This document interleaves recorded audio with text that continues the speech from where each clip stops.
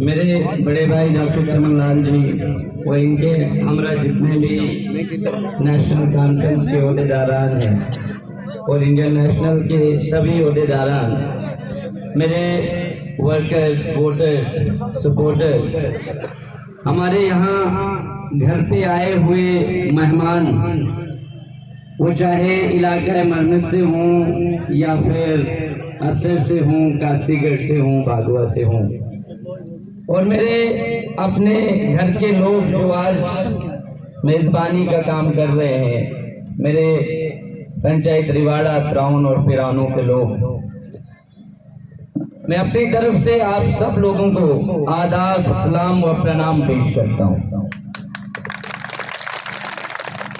सबसे पहले तो मैं आज की हमारी यहाँ जो टीम है, शायद जी, मंजूर जी, हमारे जरगर साहब, वो इनके हमारा जितनी भी एक इनकी टीम है जिन्होंने आज का प्रोग्राम यहाँ ऑर्गेनाइज किया, इनका तहे दिल से शुक्रिया अदा करता हूँ।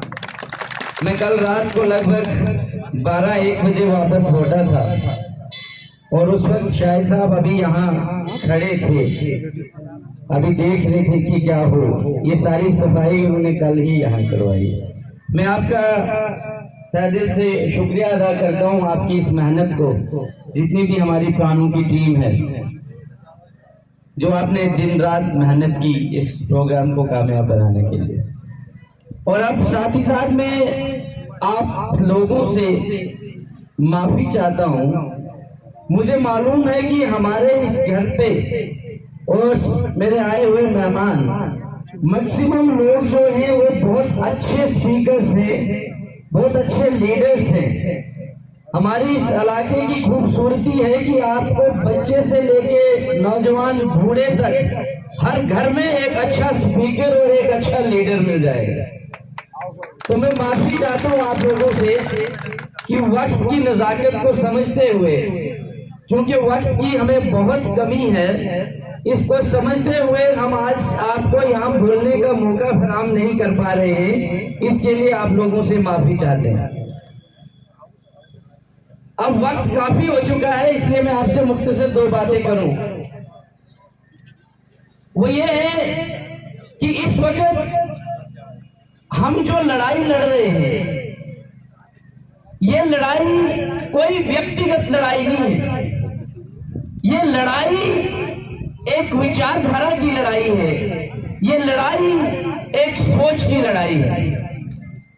एक तरफ एक सोच है जो नफरत, इंतकाम, तशद्दुद वो तोड़ने की राजनीति करते हैं, और एक तरफ एक सोच है जो हमेशा प्यार, मोहब्बत और जोड़ने की बात करते हैं।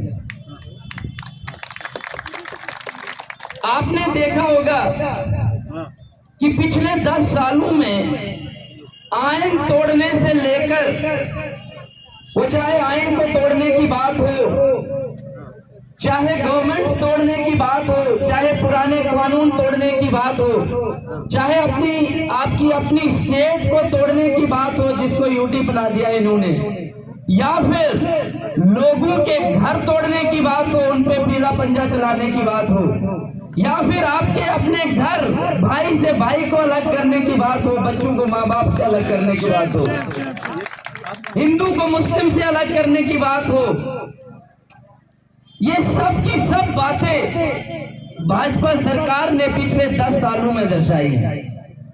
इसीलिए दूसरी तरफ हमारी ये सोच है, हम ये लड़ाई लड़ रहे हैं कि हमारे लीडर श्री राहुल गांधी जी भारत जोड़ो की बात कर रहे हैं।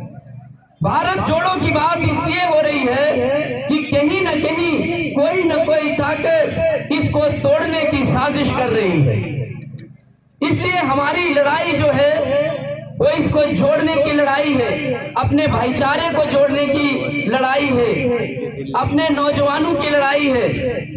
जो मेरे पढ़े लिखे नौजवान जिन्होंने 30-30 साल अपनी आंखें जलाई, अभी जैसे सर ने कहा कि एक हमारा अभी स्टूडेंट मिला पीएचडी करके बेकार खज्जल है, ऐसे कई नौजवान जो 30 साल 32 साल अपनी आंखें जलाए हैं और आज दर बदर सड़कों पे ठोकरे खा रहे हैं। आज कोई फ्रूट की रेडी लगा रहा है, कोई सब्जी बेच रहा है, कोई चाय बेच रहा है, कोई पकोड़े बेच रहा है। और इसके साथ ही ये लड़ाई मेरे मजदूर की है, क्योंकि आज ये हालात हो चुके हैं। हम आज भी डिस्कस कर रहे थे, सुबह किसी से बात कर रहा था, वो कह रहे थे सर जो हमारे लड़के लद्दाख में हैं, हिमाचल में हैं, उनका क्या होगा।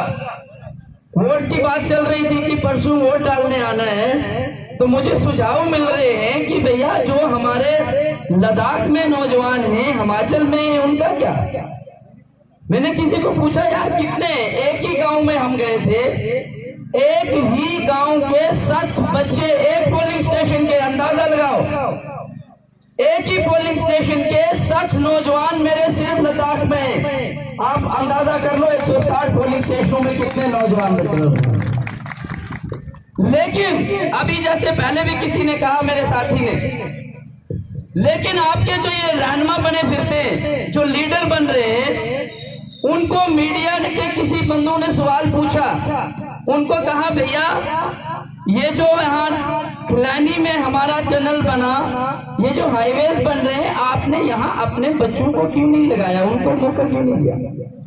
और वो जवाब देते हैं, आपको बड़ी हैरत होगी जानकर, वो जवाब देते हैं कि यहाँ डोडा में बच्चे स्किल्ड नहीं है, वो टेक्निकल नहीं है, मुझे लोगों की टेक्निकल और स्किल्ड लोगों की जरूरत थी, इसलिए हमने बाहर से लाया। खुद तस्लीम किया उन्होंने मीडिया में कि हमने बाहर से लाए, और उन्होंने अपनी कॉन्स्टिट्यूएंसी के पढ़े लिखे नौजवानों की तौहीन की कि इनको कुछ नहीं आता।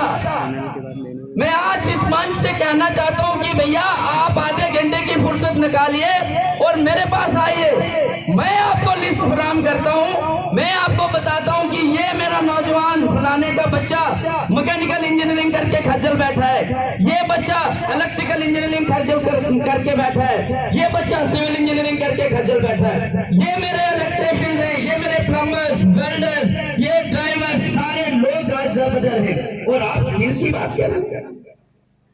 ऐसे आदमी आपकी क्या रहनुमाई करें जिनको ये भी नहीं मालूम कि मेरे इलाके में अभी कितने skilled, technical, educated, well qualified बच्चे खज्जल हैं। ऐसा आदमी आपकी क्या रहनुमाई करे जिसको ये तक नहीं मालूम कि हमारे बच्चे नौजवान अभी बाहर खज्जल हो रहे हैं, उनको मजदूरी तक नहीं मिल रही। लेकिन ये ऐसा सब कुछ बिल्कुल भी नहीं समझेंगे। क्यों नहीं समझेंगे मैं आपको बताऊं। फिर एक दूसरे दिन उनको फिर किसी मीडिया ने कोई सवाल किया, आप सबने सुना होगा, और उन्होंने उसके जवाब में कहा कि जनाब ये जितने लोग दिन को कांग्रेस की मजलिस में होते हैं, दिन को इनके साथ चलते हैं, मेरे खिलाफ भाषण देते हैं, वो रात के 11 बजे 12 बजे मेरी कोठी पे आके मेरे साथ सेटिंग कर रहे होते हैं। अब हमें उस दिन तो समझ नहीं आई भैया कैसी सेटिंग है, लेकिन ये सेटिंग हमें तब समझ में आई जब हमारे लोगों पर तुलता के अंदर अटैक किया गया, गुंडे भेजे गए, शरेआम हमारे झंडों को आग लगाई गई, हमारे पोस्टर फाड़े गए, हमारी माताओं बहनों के साथ मारपीट करी गई, हमारे बुजुर्गों के साथ धक्का मुक्की हुई। तब हमें पता चला कि जनाब आप सेटिंग क्या करते हैं। वो 11 बजे 12 बजे रात के बैठे, और किसी ने मुझे कहा बड़े मगरूर में है ये। मैं गाड़ी में बैठा था, मेरा एक साथी, मैंने कहा यार मुझे समझ नहीं आता, हम जहां भी जाते हैं लोगों का इतना प्यार मिलता है, इतनी मोहब्बत मिलती है, लोग इतने प्यार से हमसे बात करते हैं, तो हमें तो लगता है यार लोग हमारे साथ हैं। ये इतने कॉन्फिडेंस में कैसे कहते हैं कि यार हम इलेक्शन जीते हुए। क्या तुम्हें नहीं पता मैं क्या कोठी में रात को सेटिंग होती है, एक आदमी आ जाता है, हाँ जी आप कहाँ से आए, यहाँ से फलाने, कितने वोट है घर के, 10 वोट है भाई, इसको 10,000 दे देना। दूसरे को पूछना तुम्हारे कितने वोट है, सर हमारे पूरे कुंबे के 40 वोट है। 40? ओ यार देखना इसको 40 कर देना। और फिर वहां कोई बीच आपके ठेकेदार निकल जाते हैं, पंच, सरपंच, सरपंच। मेरी बात किसी को बुरी लगे मैं उसके लिए माजरत खुआऊं, लेकिन हकीकत है यही रात की सेटिंगें हैं। और फिर वो कहते हैं सर आप क्या बात करते हैं, ये इलाका आप छोड़िए, ये 200 वोट तो मेरी मुट्ठी में रखा हुआ है, ये ये मेरा वोट है सर, ये मेरा काम रहा, ये लो, ये ठीक लगती है वोटर लिस्टों पे, ये वोट मेरा, ये वोट मेरा, ये वोट मेरा, ये 200 वोट आप टेंशन ही छोड़ दो, कोई टेंशन नहीं है इस वोट की, ये हमारा वोट है। ने कहा यार इसको 2 कर दो, 200 वोट है इसका, ले जाओ, चलो हो गया। तो ये सेटिंगें वहां हो रही है। आपके ही लोग आपका सौदा कर रहे हैं। मैं दावे के साथ कहता हूं कि वो जो ये कह रहा है ना ये 200 वोट मेरी मुट्ठी में है, उसको मालूम है। मैं आपको बताऊं, मैं देशा गया था, वहां मुझे लोगों ने बताया, ये मुकुंद जी बैठे हैं, देखो इनके सामने की बात है, उन्होंने कहा सर हम लोग बीजेपी के हैं लेकिन हम वोट आपको करेंगे।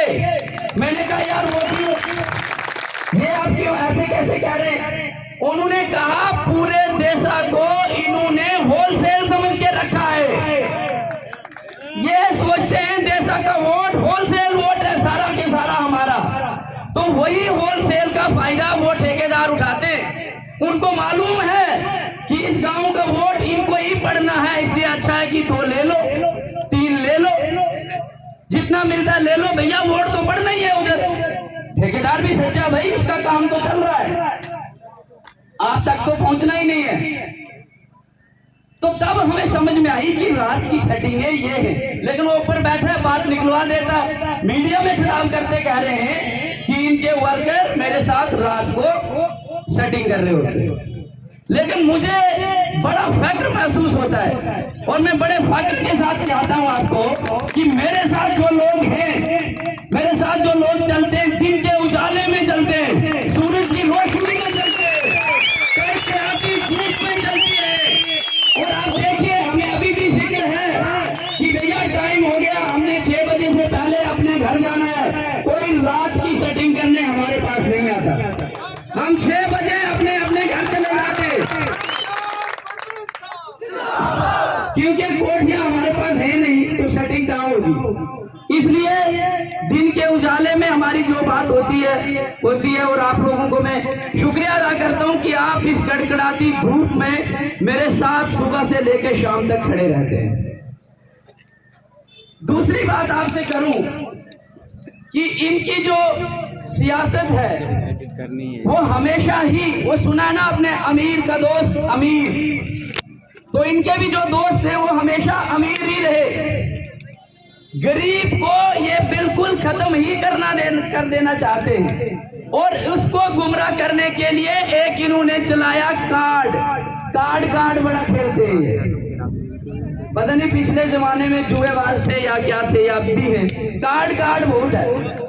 ये कभी राशन कार्ड, कभी आधार कार्ड, कभी आयुष्मान कार्ड, फिर ग्रीन कार्ड, फिर गोल्डन कार्ड, पता नहीं कितने सारे कार्ड। लेकिन मुझे बताओ भैया उस राशन कार्ड का क्या मतलब जिस पे राशन ही ना मिले, वो कार्ड का क्या मतलब है? 30-35 किलो राशन आप 10 साल पहले लेते थे, आज कितना लेते हो बताओ? 3 किलो 5 किलो पे आ गए ना, कार्ड तो बंद ही हो गई। जब आपने राशन देना ही नहीं है तो राशन कार्ड क्यों बनवा रहे हो? राशन कार्ड का मतलब क्या है? जब आपने इलाज करने ही नहीं है तो आपके आयुष्मान कार्ड का क्या मतलब है? आपने दे दिया फायदा, जो प्राइवेट हॉस्पिटलों को जितना देना था हो गया, वो भी खत्म। आज आप ऑनलाइन करो, कल इसको KYC करो, परसों इसको अपडेट करो, और इसी चक्कर में मेरे बुजुर्गों की 70% पेंशनें खा गए, खत्म कट गई, अब है ही नहीं, तंग पड़ गए वो, कितना रोज इसको KYC करें और अपडेट करें।